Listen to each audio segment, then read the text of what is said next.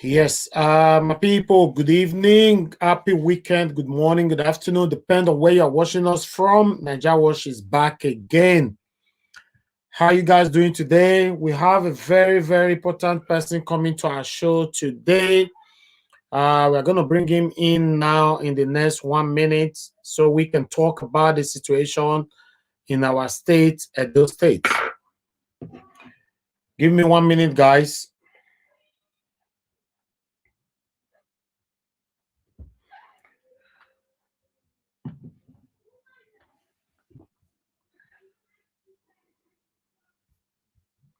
Right. Yes, we have our brother behind the scene right now. We're going to bring him live on the show. Oh, good evening, my brother. Can you hear me? Very well. Good evening. All right. You look like your voice is far away. Not really. Okay. I'm using. Okay. You can hear me loud? Yes, very good now. Very, very good. Right. It's good to have you on the show. Welcome back to Naija Watch. This is not your first time being on our show. The last time we had you here, it was very, very superb. I hope we are going to have a great show with you today as well. Very well. Very well. Good evening, everybody watching this show. I'm happy to be here again. Thank you. Please, I would like you to reintroduce yourself again so that people who is watching us now can know who you are. Yeah, I still remain Leftist Osazee Edigin. I'm a human rights activist, and I'm the immediate past public relations officer of Edo civil society organizations. I do advocacy, I fight for human rights, and I also ensure there's good governance and accountability and transparency on the part of government and public institutions. And basically that is what I do, and I'm happy.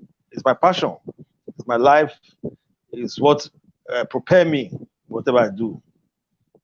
All right, good. Good to have you once again on our show. I'm going to talk you through. I just want you to take us step by step about your organization because a lot of people already know who you guys are, what you're doing. But many of us, especially those of us in diaspora, are not quite sure what you do and how you're doing it. So I'm going to ask you some few questions. We just need to get straight to the questions. Number one is Edo in diaspora communities wants to know, the purpose of the benefit, or the purpose or the benefit of Edo's civil society organizations. Well, as the word implies, civil society or activist, it simply means an active citizen. It also means a citizen that wants a betterment of the society. It also implies that these are citizens who speak on behalf of other persons.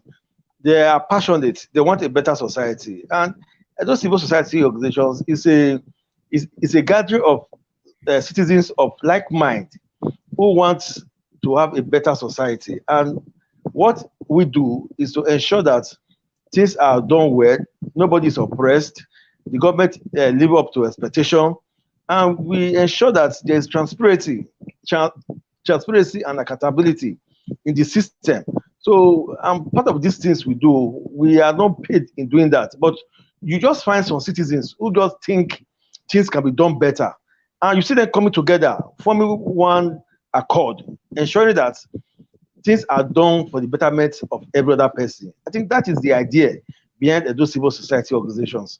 It's not okay. All right. Sorry to come in. I would like to know, how does this benefit us that lives in diaspora? Well, basically, for instance, when we are looking at the issue of investment, when we are looking at the issue of electricity, when we are looking at the issue of enabling environment, and most times, one of the reasons why so many of our people have decided to leave Nigeria is because their potentials seems to not to be recognized. They have what it takes to do a lot in this country, but because the environment is not conducive for them, and they are able to get a better environment to explore what they can deliver. And that is why some of our people find themselves as brains in America, in Europe, doing exploits because they have a better society there. Now, what we are doing as a movement is to ensure that what is happening in some of these advanced societies, we can also have it here in Nigeria. And we believe that if we are able to have some of these things working here in Nigeria, some of our persons in diaspora will be able to come back and put whatever they have, whatever experience they have had in some of these places they have been, to make us have a better society. For instance, Edo Civil Society Organization have been fighting the issue of electricity for years, and to a great extent, we have been able to have a remarkable achievement, even though we are yet to get what we wanted as a people. We have been able to make government be accountable. That if government is doing society things, unlike before that they do society things, nobody asks them. But Edo Civil Society Organization have been able to put them on their toes to ensure that they are able to be open in whatever they are doing as a government. And if we are able to get all these things right, it means our people in diaspora will be able to come back to Nigeria and invest and bring something that will help our people and create jobs for our people here. And if we check very well, I'm sure we are going to be looking at the issue of security today. We have engaged in the area of security also. The reason being that we understand that in an environment where there is insecurity, there's no way people can invest. And a lot of people in the diaspora want to come back and invest here. There's no way anybody in the diaspora will love anywhere he is more than his own country. It's not possible. But there are things that have become a drawback. There are things that have become obstacle, and insecurity is one of them. And these are part of the things we fight against to ensure that we have security in Nigeria, so that when those our brothers in the diaspora they are coming back, they will not be scared of where to invest their money. They will not also be scared of their lives. So these are some of the things we do that will benefit our people in diaspora.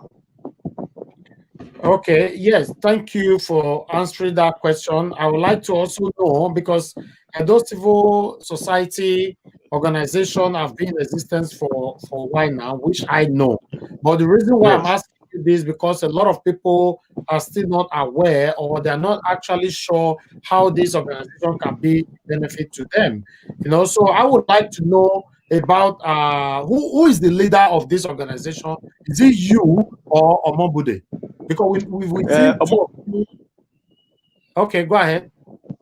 Okay, our tenure just elapsed recently, but we have an interim management in place who will bring about another executive council. We have been there for like 6 years now in piloting the affairs. I was the public relations officer. Omobude was the coordinator general of the movement, and we have done our best to ensure that we were able to educate our people about their rights. We were able to stand for the rights of our people.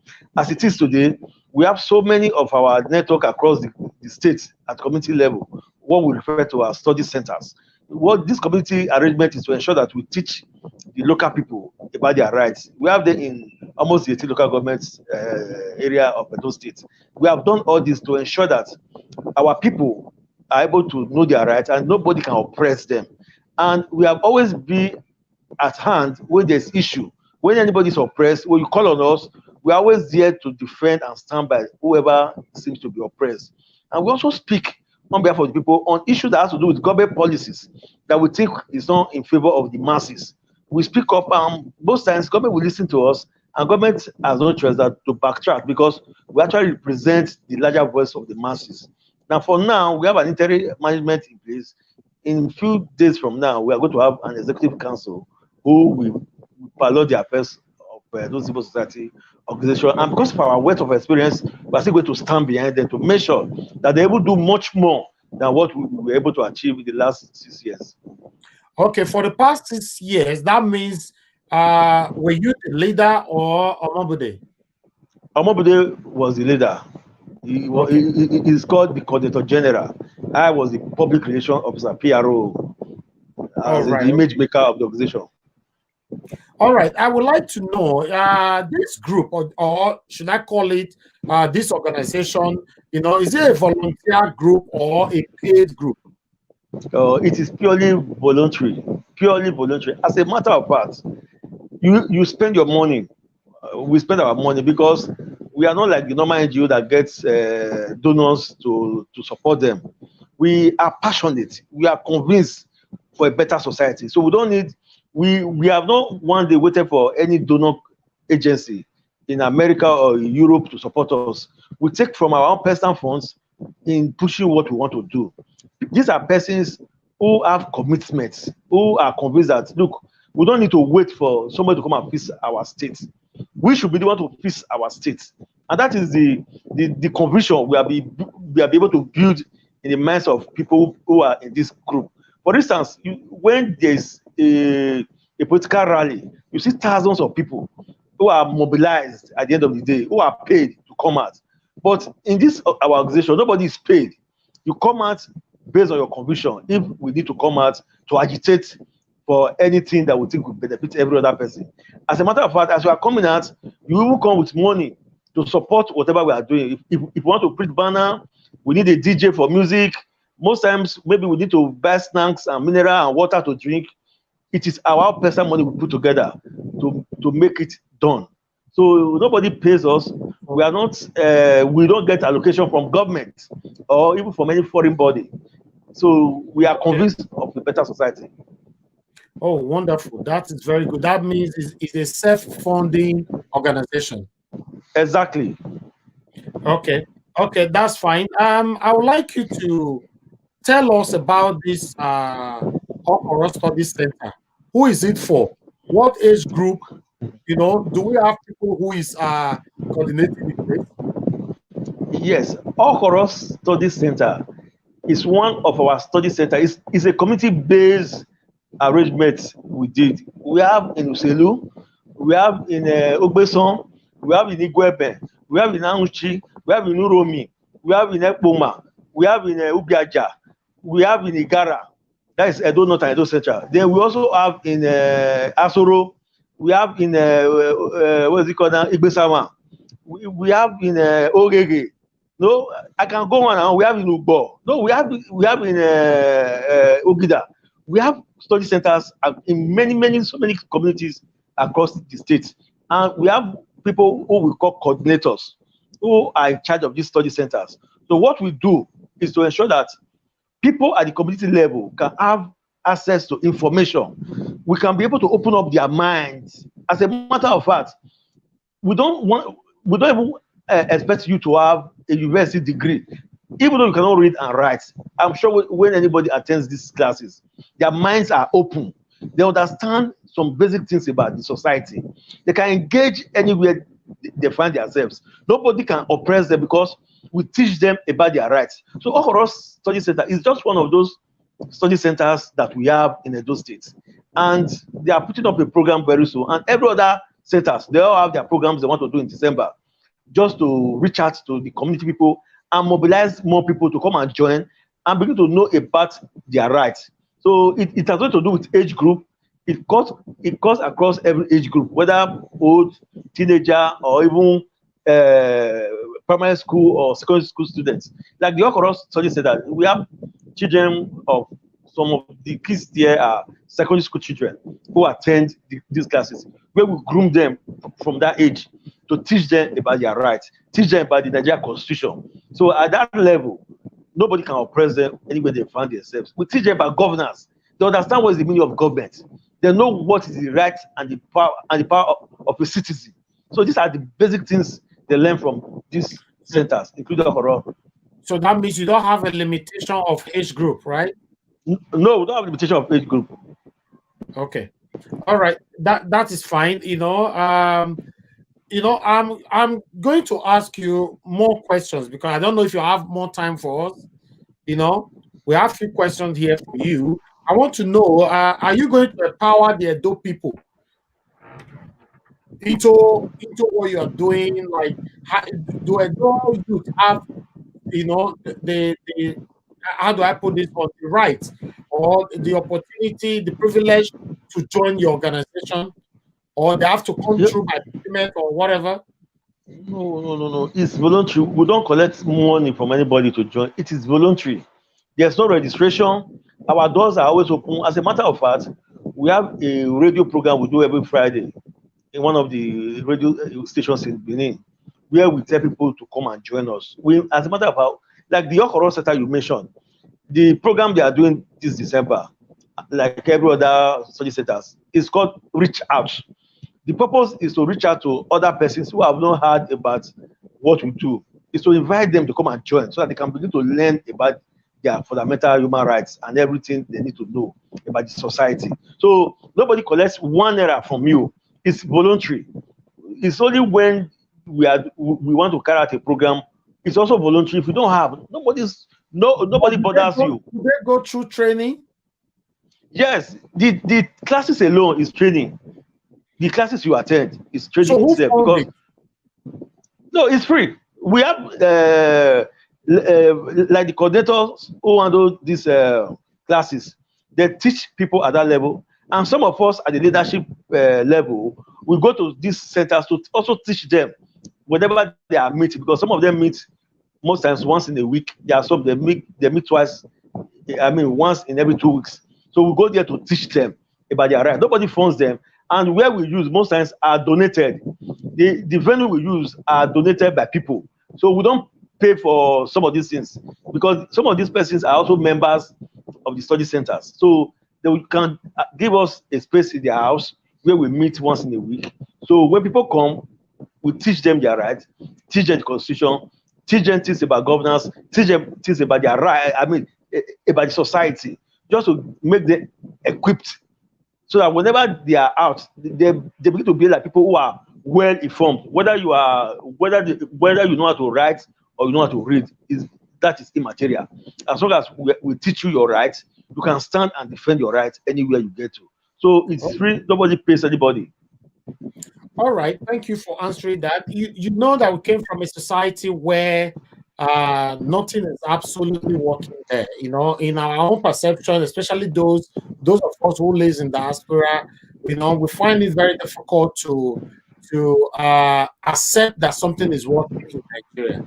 So to talk about our own state, you know, we have so many things that is happening, but you don't really know who to trust. So because of this, I'm going to ask you, can this your organization, this society Society. organization, be trusted?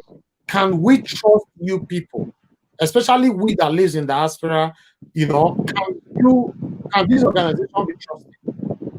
Depend on what the area of trust we are looking at. If we are looking at Yeah, in political, the area of bribery, oh, because we oh, understand when the highest bidder win most cases in Nigeria, which you know. yeah, Yes. I got you now. Now you more if anybody have been following our activities over the years, we became very active during the when Oshomole just came in as a governor. I think we are looking at 12 years or more now, and we have been on ground. Those who have been following our activities, we understand that aside engaging government time to time, we have also engaged some private sectors on things they need to do well. One of the major private sectors we have even engaged is the Benin Electricity Distribution Company. And don't forget, we have a very corrupt system in Nigeria, where an organization like us usually have access to some classified information that has to do with corruption. And when we engage some of these organizations, what comes to their mind most times is how to bribe, because they believe that everybody has a prize, to them, and we have been able to hold our ground. And if you notice, all these years we have never come out to endorse any political party. We have never come out to say we belong to this political party or not. Not that all these offers don't come. Most times they approach us that this your group is formidable. Just come and endorse us. Whatever you want, we'll give to you. But we have told them this organization is not for sale. Not that we are not in need of money. We are very much in need of money. But we have a principle. What is driving us is not money. Our conviction is not money. Our conviction is a better society.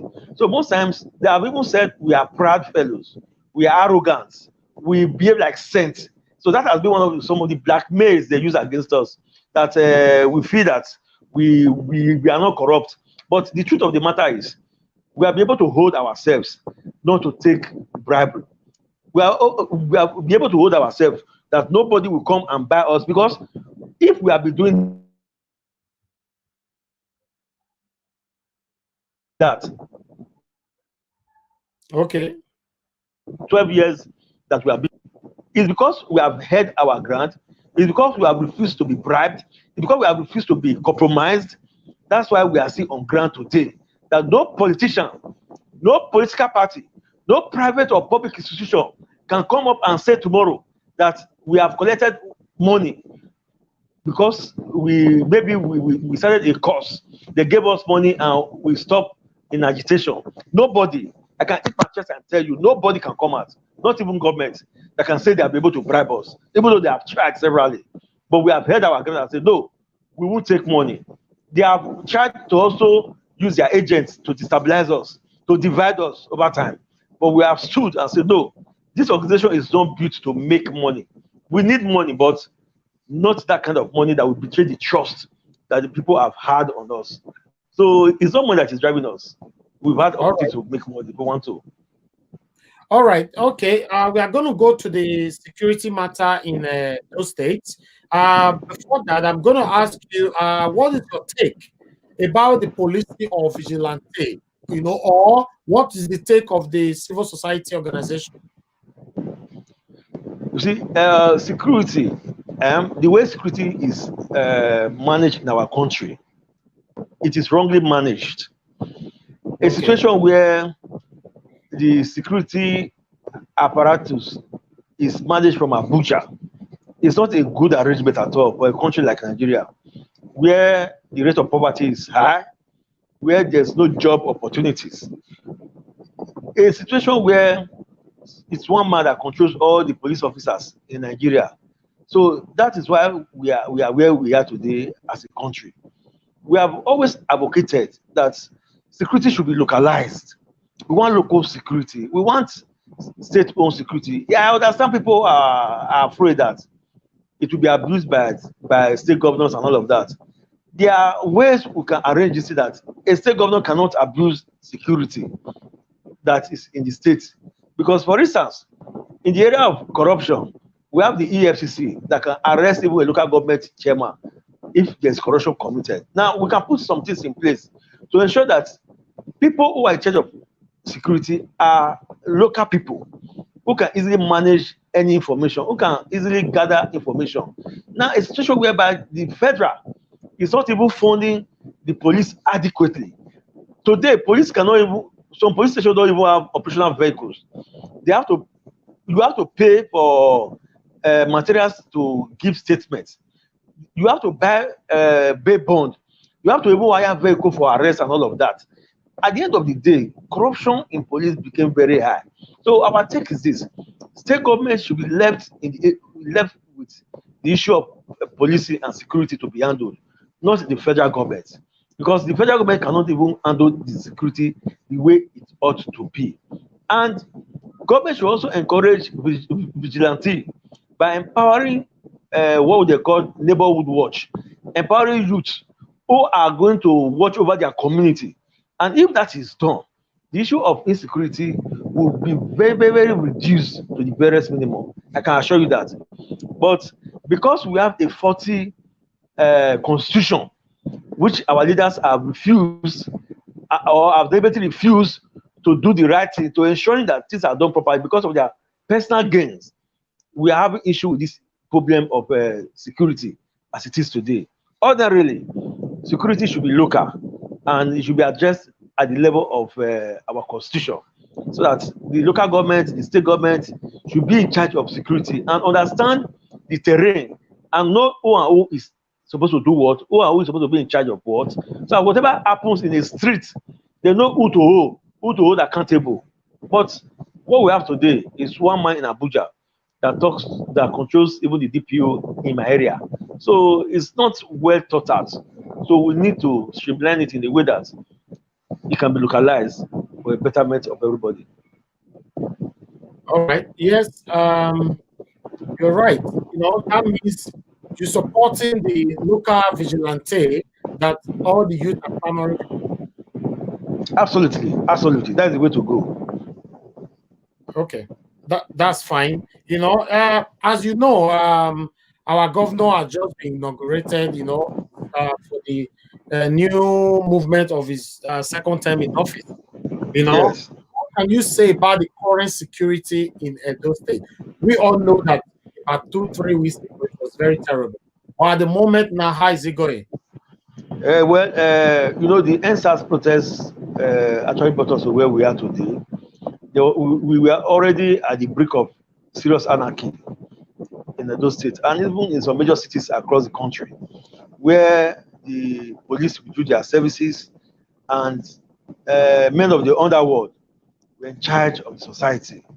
But thank God for the governor who was able to step in and appeal to the conscience of the police authority. And as we speak, there's a joint strike force that are able to reduce seriously the amount of insecurity we used to have some weeks back. It has reduced seriously, and some of those criminals have been apprehended. Some have also relocated, and we have local vigilantes today. Most communities are now holding, having neighborhood watch around their communities, and that has actually been able to reduce the level of insecurity we have in those states. Now, people cannot go out go about their businesses without fear or intimidation by any of these criminal elements that had sway just a few weeks ago, because it was so terrible that even in the afternoon, you see boys number about 10, 20, we just continue to raid. I mean, in that, nothing happens. They just carry out operations. Nobody stopped them, and the thing was so terrible. And these court killings were also very, very high at the time. But for some days now, we've not heard of these court killings. We've not heard of some of those violent crimes that were the order of the day just 2-3 weeks ago. I think the governor has done well in that area to ensure that security matter has been able to be addressed by the government, and people are now assured that this related period will be peaceful and is going to be devoid of any criminal activities by these hoodlums who have taken over the city before now. All right. I would like to know who is going to be funding this vigilante. Is it going to be the government or the residents? No, the current vigilante is funded by the residents as it is today. But there is another arrangement that the state government had where they trained some persons as constables in Ugda Barracks. These persons were trained to become community police, and they are supposed to be community police officers, and these persons are supposed to be paid by the state government. But for now, they have not been deployed because I'm yet to be seeing them. But they were actually trained by the Naija Police Force. And the idea is that these persons are going to be deployed to various communities, and they are going to be watching over these communities, giving information to the security agencies. But I do not know if they are going to be giving arms and ammunition to operate. I'm not privy to that information. But what I know is that they are going to be residents. I mean, they are going to be operating from the community level, and the state government is going to be paying them. And when they commission them, they put on police uniform. But I don't know if that is the uniform they are going to be wearing or that was just for the commissioning purpose. But I don't think government is working at that level. But for now, the vigilante we have are being paid by the local people. They are being paid by the local people, not government. Okay, the one you have right now, you think they are qualified to do the job they are doing? Or another question, can they be trusted?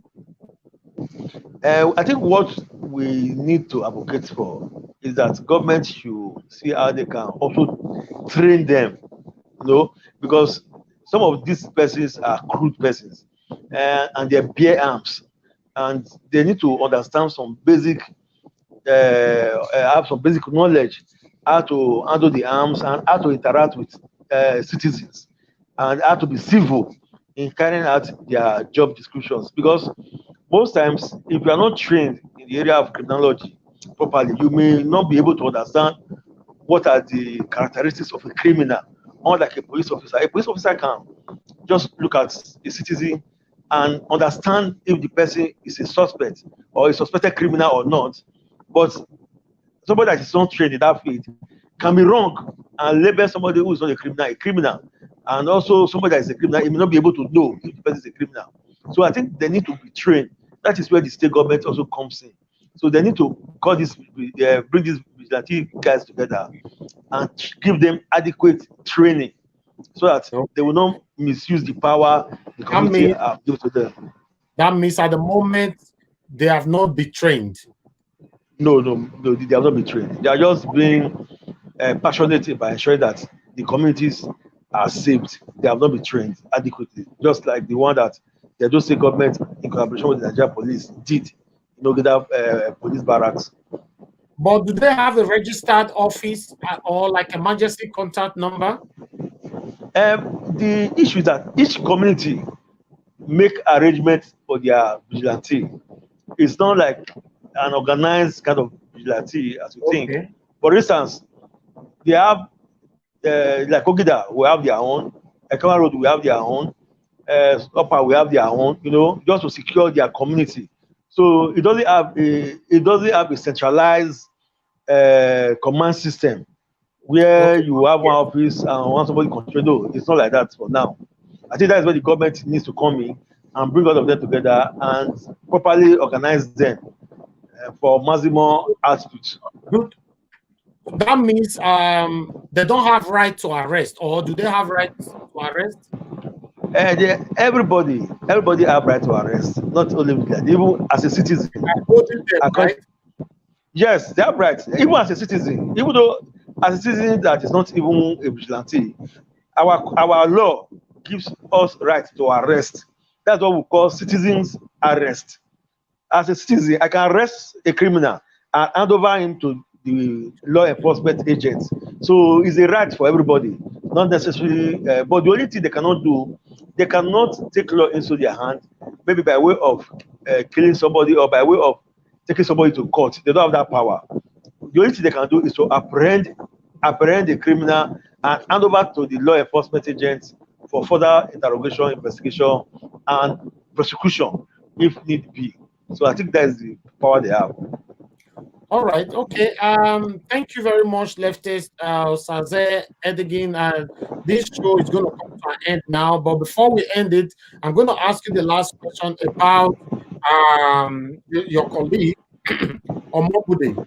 You know, like where is he? And we understand that he had an accident. Can you take us through about this current situation?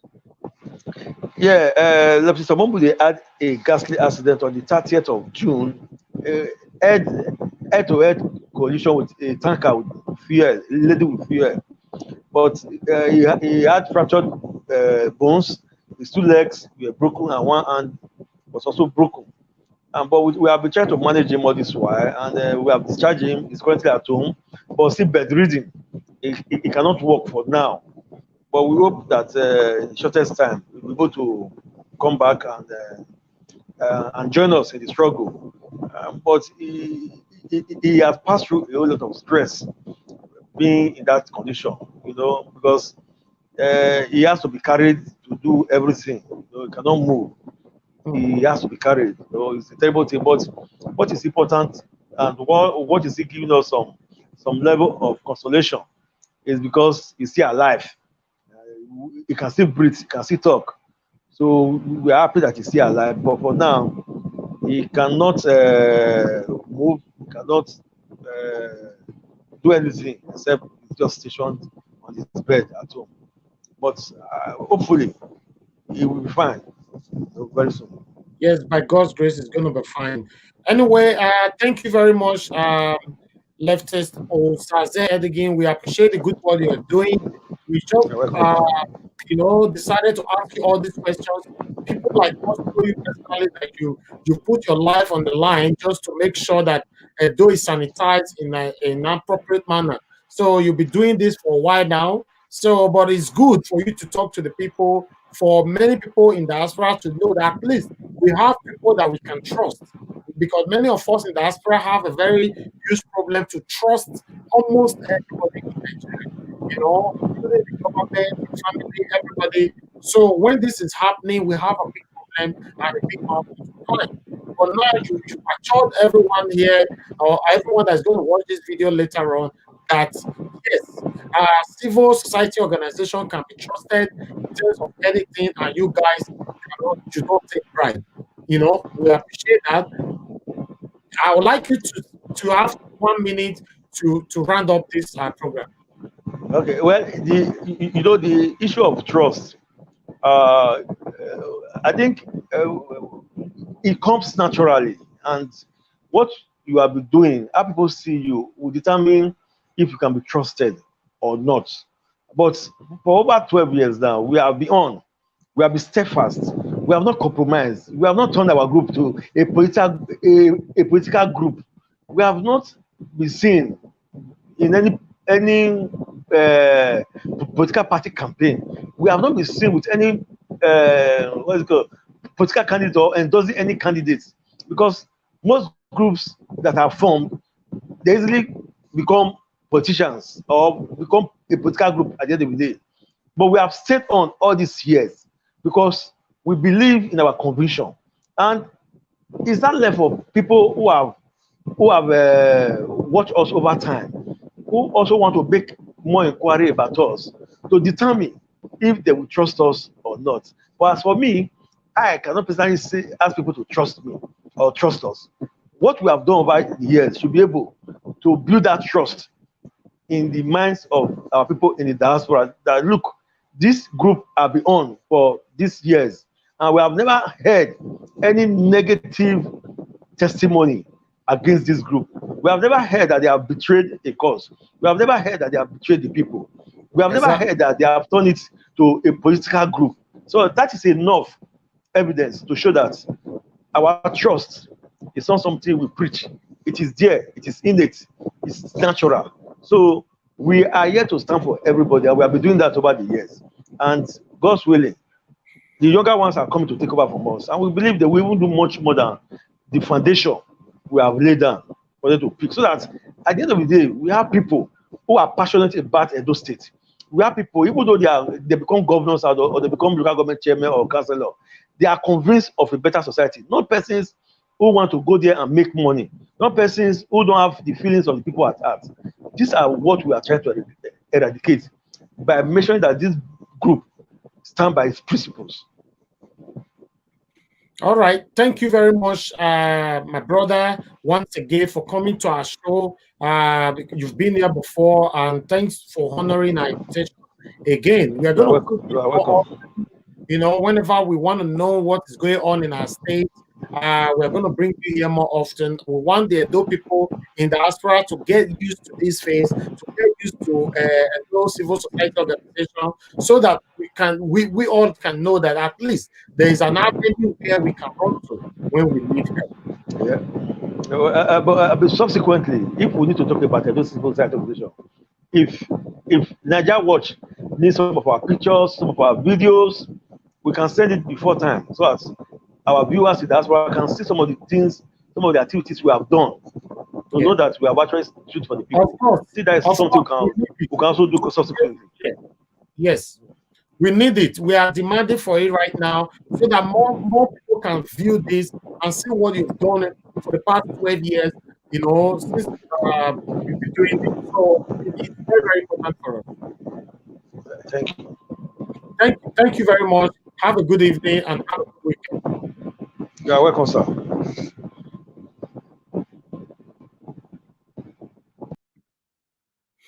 Right, my people. Yes, that was a brief